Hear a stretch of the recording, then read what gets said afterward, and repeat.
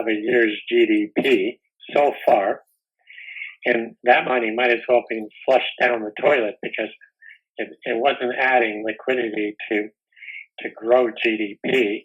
It was pay people not to work. So it's like totally wasted money from a productivity point of view. Exactly. Howdy, folks. Welcome to the Daily Coin. My name is Rory, and today is Tuesday, April 21st, 2020. And I have the very distinct honor and great pleasure of welcoming back a gentleman who has become a regular guest on the show. He is an author, and he is the founder of BMG Group, and he is a bullion dealer. And I'm speaking of Mr. Nick Barisheff. Nick, welcome back to the Daily Coin. My pleasure, Rory. I'm glad that you're here, and we were just talking about what's going on with the economy in light of what has happened, what's been done to the economy by the so-called powers that be, and how they've mistreated the economy and how they've mistreated you and I.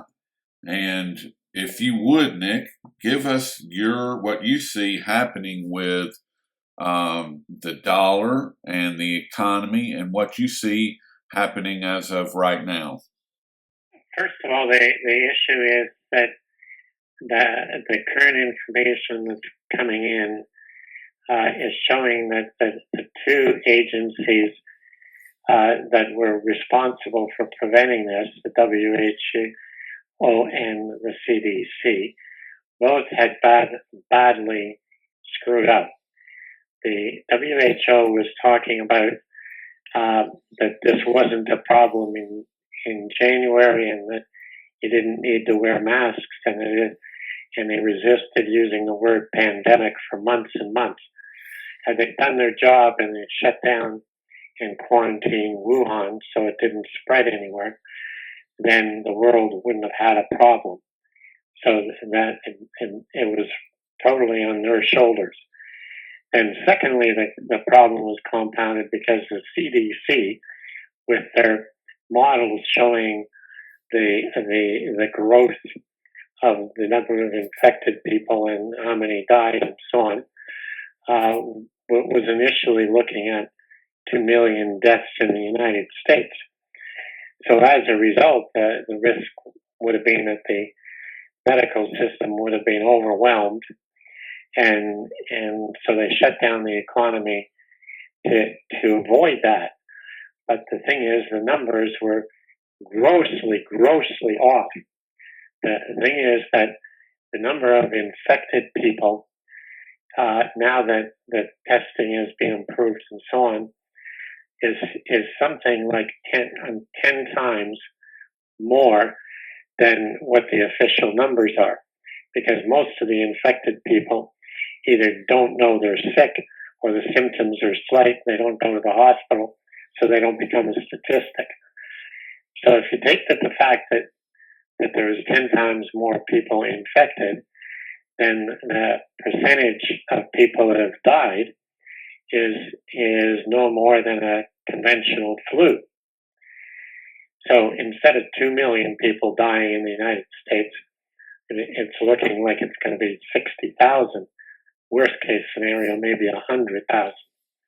But that's almost the same as a normal flu season. And we don't shut down the economy because it's flu season. So this is where the problems lie. There's several theories of what the agenda is, because there's clearly some other agenda. I'm not sure that this is straight incompetence, but it could be purposely done for another agenda, and that's a long conversation. Yes, as to what that might be. But nevertheless, the issue is the numbers are wrong, and the economy needs to get back to work. And the protests throughout the United States have already started on that basis. Mm-hmm.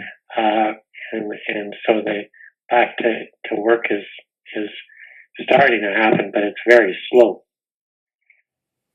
The protests are not only starting in the United States, but they're around the world, and we are beginning to just now see the fuse being lit, in my opinion. And I think that if this goes on much longer, I'm in Tennessee, and here the governor is getting ready to open up the economy here. He's over it, and Right. he's done with Well, it. there seems to be a big variation state by state. Yes. And there's huge differences.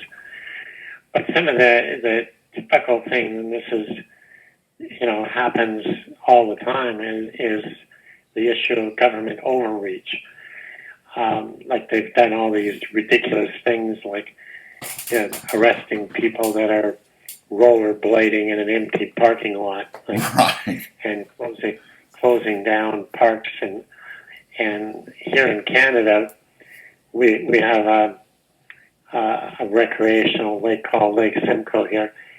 So they blocked off all the boat launching ramps. So if when you have a fishing boat, you can't launch it in the water like you're going to catch coronavirus in the middle of the lake. Which is the safest place to be, which is way away from everybody. There's that viral video, the guy being arrested for paddleboarding out on the ocean, which is just just the tyranny that is being witnessed. That's what's upsetting people around the world, is that they're seeing these little things like that. So, and what's scary is Fauci is talking about identification cards for everybody, so that you have to carry that around to show you've been vaccinated. And the whole mainstream media, everything's about the vaccine, the vaccine, the vaccine. Right. So there's a lot of problems and questions with vaccines, and that's a growing problem, and particularly with the flu. The flu changes so rapidly that you need a new flu vaccine every year.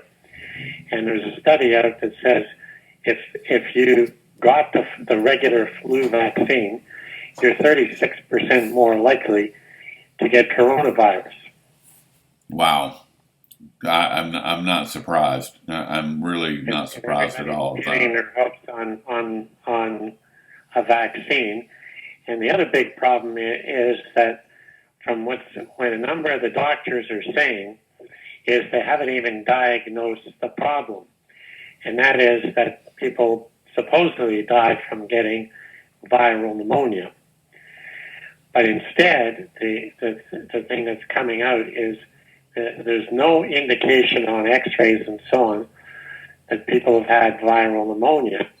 But what they die of is the lack of oxygen. And it's the same kind of thing that if you were dropped off on Mount Everest, you'd have trouble breathing because of lack of oxygen. So that's really the problem. And giving people respirators then is going to kill them. Yes, I've read a couple of articles pointing to the fact that the ventilators are actually killing people instead of helping them, and that's right. That's a little disturbing, because like you were saying, that it's always a concern when everybody starts moving in tandem or saying the same thing across the board, like vaccine, vaccine, vaccine, and then everybody starts screaming about ventilators, ventilators, ventilators, and it's like, okay, why is that? What's going on here? And it's I've had mixed feelings about it. I mean, when everything first started happening, I have to say, Nick, I mean, I was scared. It really terrified me to see people falling over dead on the sidewalk. I've never seen that before. I've never in my life seen anything like that. I've never heard of a nation locking up, putting on lockdown, 760 million people. I mean, well, the main thing now is how to get out of the economic consequences before they become irrecoverable. yes, Because what many people aren't talking about is the next shoe to fall is going to be real estate, because a great deal of commercial real estate now has no rental income because the tenants aren't paying because they're not working. Whether it's residential, commercial, industrial, retail, that's a big problem. And when the real estate goes into negative income, then the mortgages go into default. And then you have a problem that's 10 times the size of 2008.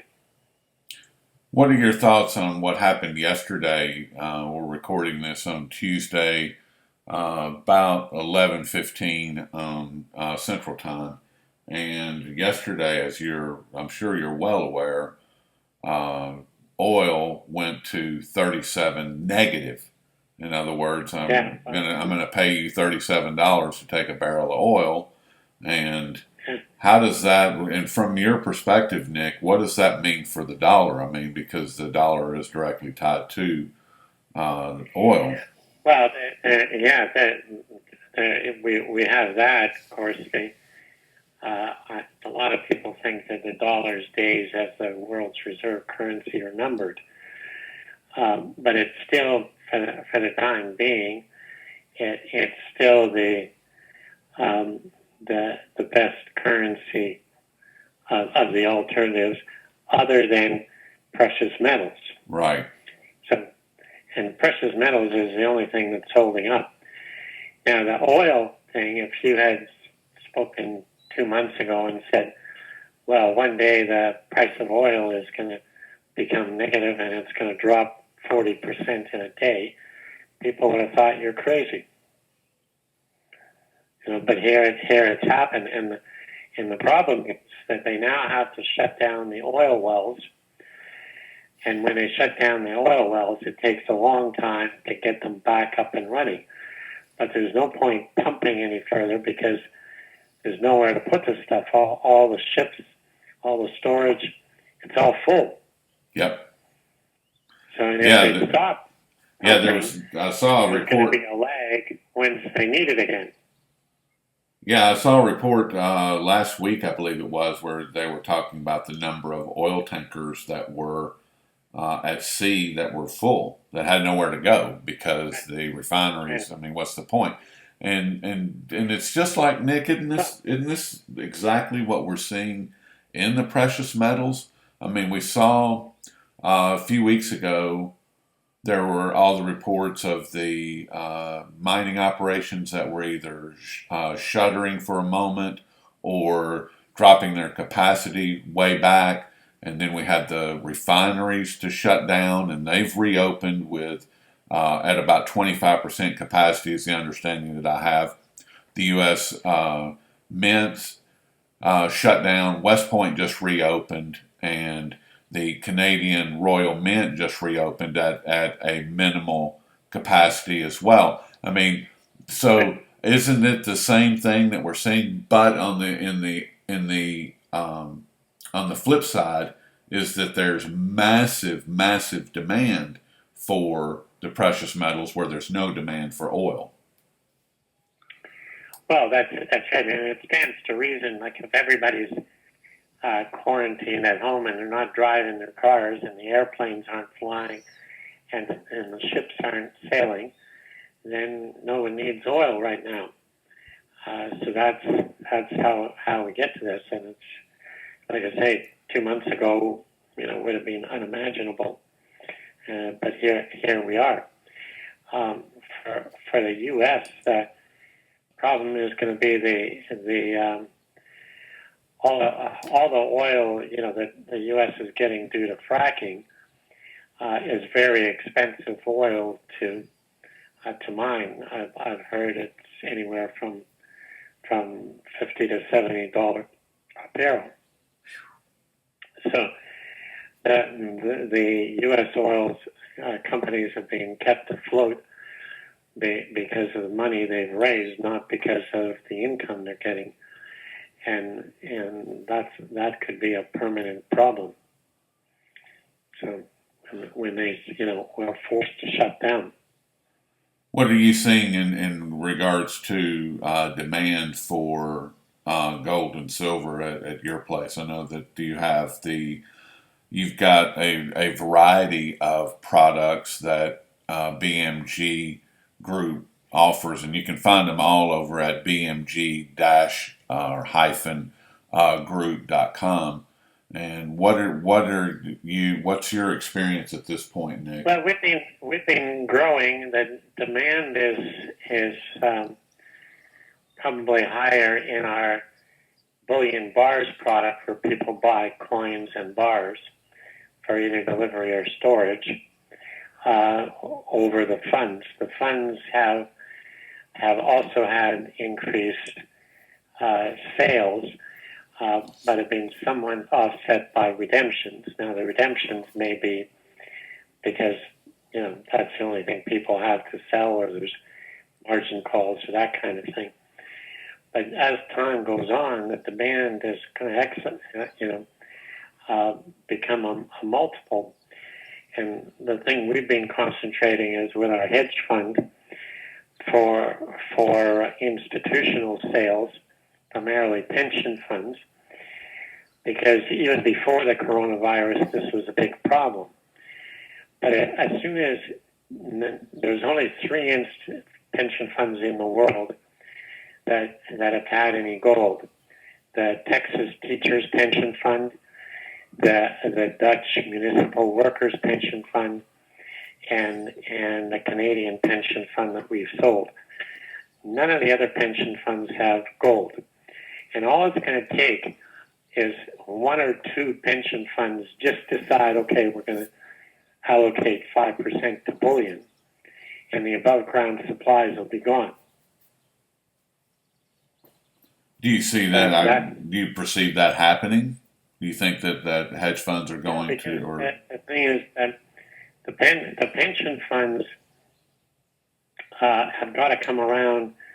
The problem they have with unfunded liabilities is because most pension funds only have stocks and bonds.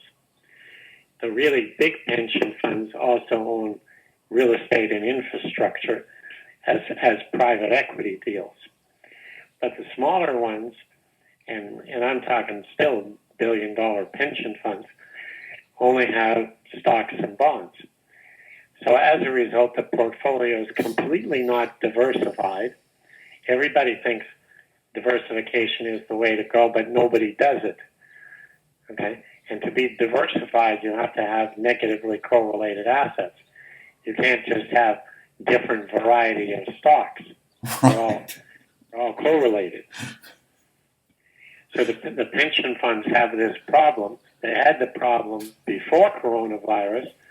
So now the unfunded liabilities have grown dramatically, because the math on this, for ease of arithmetic, is that if the pension fund had $1 million in assets and $100,000 in liabilities, and the $1 million in assets declined 40%, which is roughly what's happened, okay, and the $1 million becomes $600,000, but the unfunded liabilities become $500,000.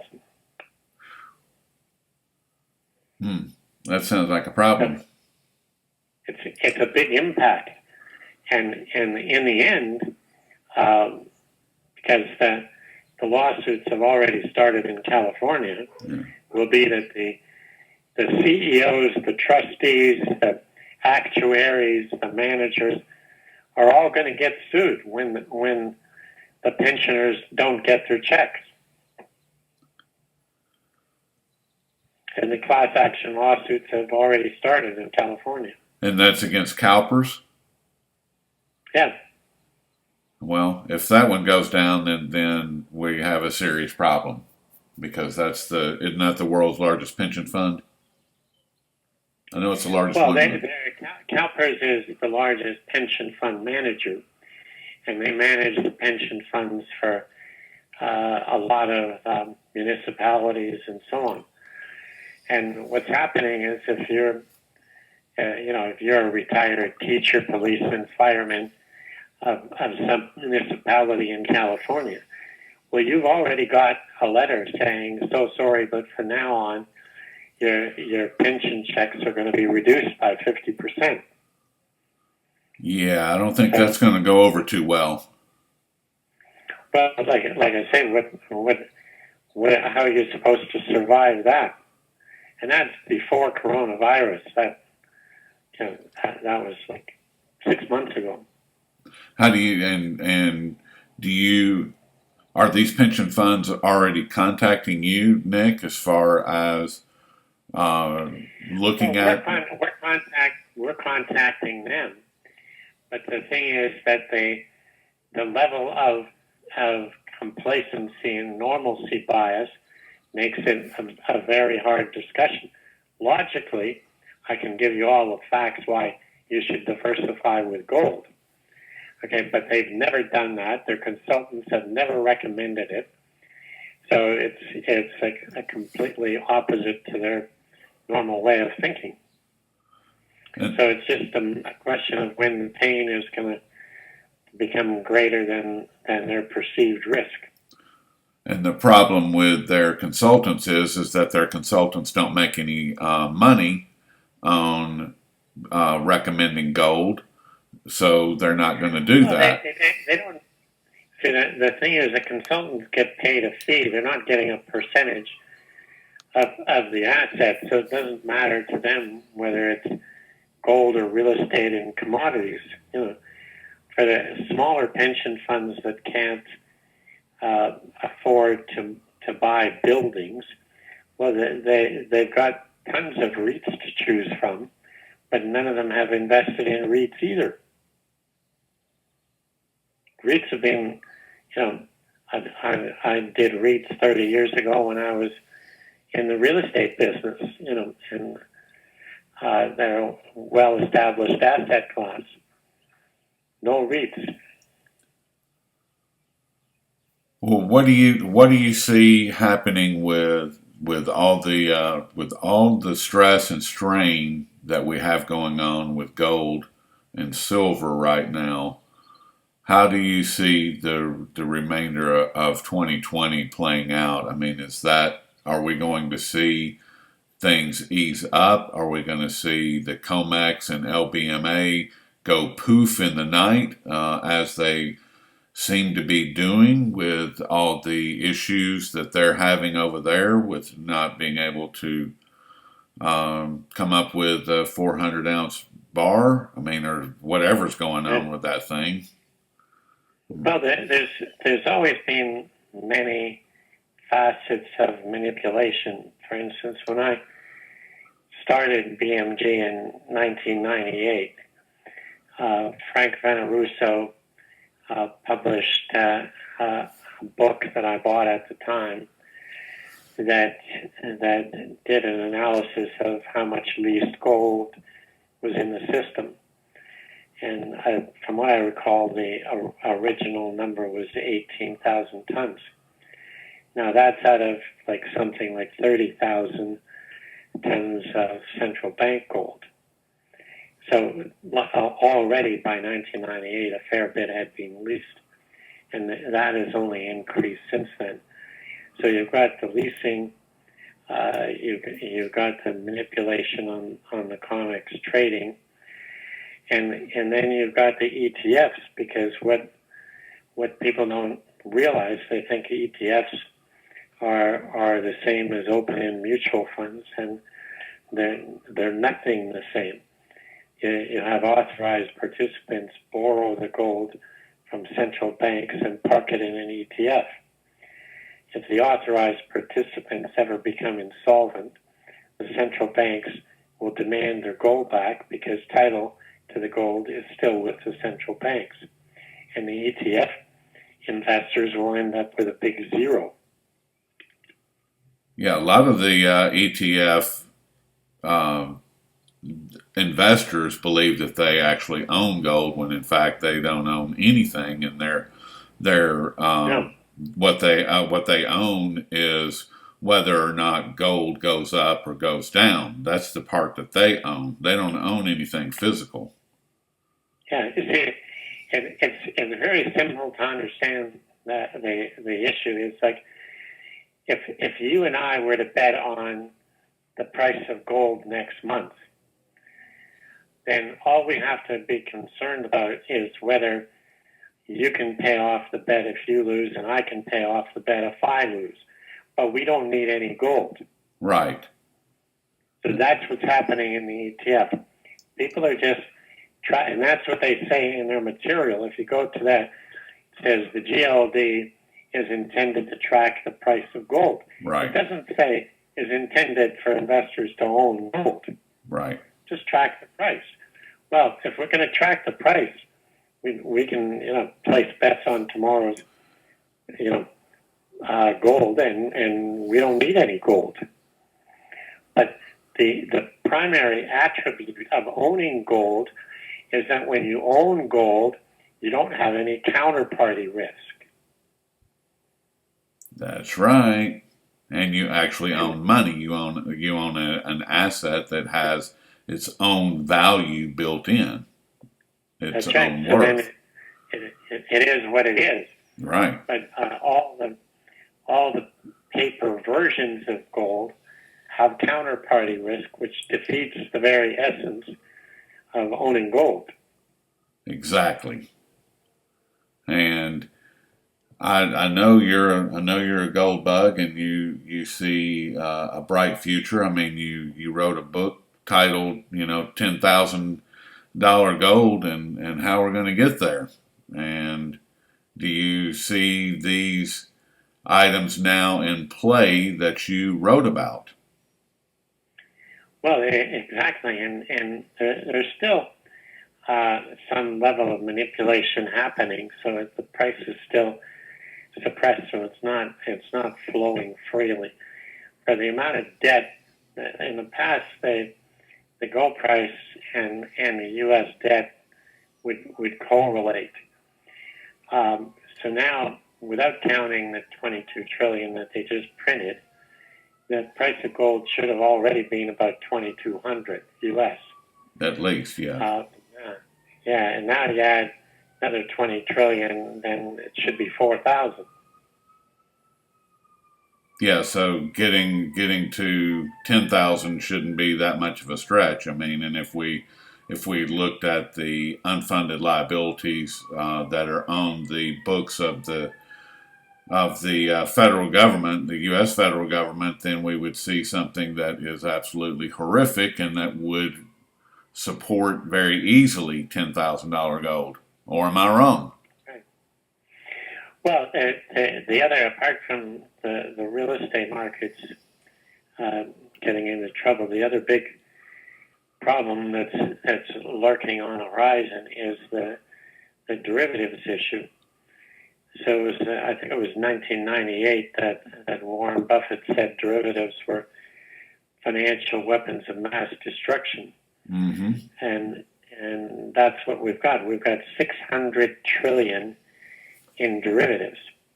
Now, normally, the amount at risk is only like $500 billion because of the counterparties. But if the counterparties start failing, then the amount at risk becomes the actual gross amount, the $600 trillion. And Deutsche Bank has a huge amount, so does HSBC, and they're both like teetering on the edge. If Deutsche Bank becomes insolvent, that'd be like Lehman Brothers times 100. Do you think, excuse me, do you think, Nick, that the problems that we saw back in September when the Federal Reserve began upping their taking over the repo market and pumping, trillions of dollars, because you have to remember and I know you're aware of this. There was a couple of trillion Federal Reserve notes that were pumped into the system long before anybody heard of coronavirus. Well, those were kind of the early tremors of the coming problems. Yes. I mean, do you think that was tied to Deutsche Bank, or do you think that was tied Well, these kind of things we can never tell until after the fact. Okay. Because nobody has the real information. But there's numerous banks that are teetering on the edge, but Deutsche Bank and HSBC are two very large banks that are most vulnerable from everything I've read.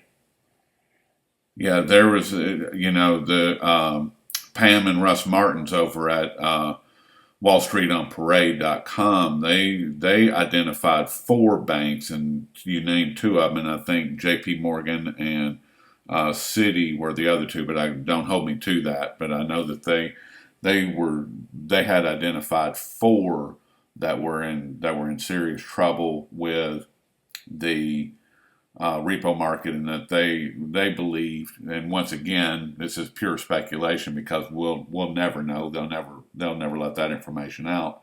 Right. They believe that there were 4 banks that were caught up in the repo madness, and that's where all those funds were going to, and it makes sense. I mean, it doesn't take but 1 or 2, maybe as many as 4, and the next thing you know, the whole thing. Well, the thing is that they're all interconnected. Exactly. So if Deutsche Bank was to become insolvent, then it's interconnected to all the major banks, and they we just drop one after another. They'll start falling like dominoes. So that's right. Well, Nick, this has been a really great conversation, and before I let you go, what are you most focused on at this point? What has your undivided attention as far as what's in the markets and what's driving you right now? Well, we're working as hard as ever in terms of gold sales, because the vast majority of the people have no gold, right, and they even haven't come around to thinking they should buy some. So there's a big gap when the public starts seeing the gold price rise, when the risk starts increasing. There'll be a flood into gold, just like there was in the late 70s, probably more so. And so you're right now you're just focusing on taking care of your gold customers and That's right. Taking care of that aspect. Well, that makes sense. I mean, are you seeing, are the stresses and strains of the gold market, are they giving you problems? I mean, as far as you being able to acquire physical gold? Well, we can acquire physical gold for the funds because that's the larger bars. Like we buy the 400-ounce gold bars and the 1,000-ounce silver bars. Okay. So we haven't had any issues with that size. Where we have the problem is getting the coins and the small wafers. That's where the problem is, because both the Canadian and the U.S. mints are both closed and so on. So we'll see how their production increases once they get going. But that's where the problem has been in the coins. Okay, so you're not seeing any stress and strain at the top of the food chain. It's just on the lower end of it. Not yet, but like I say, it wouldn't take much for either a very wealthy individual or a pension fund or an institution that says, look, time to buy gold, and they would need to buy billions of dollars worth of gold, and and the above price supply can be depleted instantly. Okay. So, Well, all right. Well, if you would, Nick, let people know about I know you've got 3 different funds that you have at bmg-group.com, and you also, and I'll put it's right there on the screen. I'll just put everything on the screen and put the links in the description box, and a link to your book as well. great, I appreciate it. All right, and if you guys have any questions, please feel free to reach out to Nick over at bmg-group.com.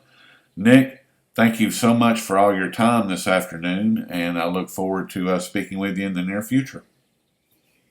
Okay, good talking to you, Lauren.